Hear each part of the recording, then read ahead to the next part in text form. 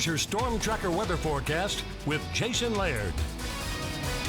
Welcome back. Sitting at 6:18 on your TGI Friday morning. Thanks for sticking with us. Looking at 45 beautiful degrees right now. It's getting a little bit windy out there, and we are tracking some mountain snow to the north and west right now. So travel impacts, plan some extra time if you do have to make it over the mountain passes today to northwestern Montana. So to show you what we've got for weather warnings right now, we did have an aviation weather warning that has expired. I wanted to just kind of break that down for you because there could be some flight delays in northwestern Montana flying in and out of Kalispell due to the winter weather. Right now, we do still have that winter weather warning in effect for northwestern Montana. Also, high wind warning in effect for a good chunk of north central and central Montana today. To kind of give you an idea of what we're tracking in the way of wind, looking at 60 to 70 miles per hour when it comes to winds in and around Browning, 50 to 60 to start out the day here in Augusta. Those winds are going to remain very, very strong, not really backing off at all for Browning, staying right at 70 to 80 miles per hour for the wind gusts. So that puts sustained winds probably over 65 miles per hour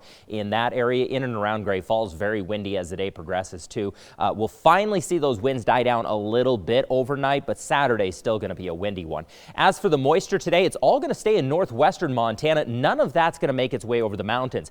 As it moves up against the mountains, we're just going to continue to see the wind, as you just saw, throughout north central Montana. That's going to keep us very dry, mild, but again, windy today, with all of the moisture staying in northwestern Montana. The remainder of the state east of the divide looking very, very clear. That's going to allow temperatures to hit 52 in Great Falls, 50 degrees in the capital, well into the 40s along the High Line as well. Tonight, pretty darn mild, barely cooling off at all. 38 degrees in Great Falls, cooler though in the capital at 30. A couple of 20s and 30s west of the divide, mid 30s throughout the eastern plains. As for tomorrow, going to inch those temperatures even warmer, looking at 55 degrees, 50 in the capital, well into the 40s along the High Line, 46 in Cutbank.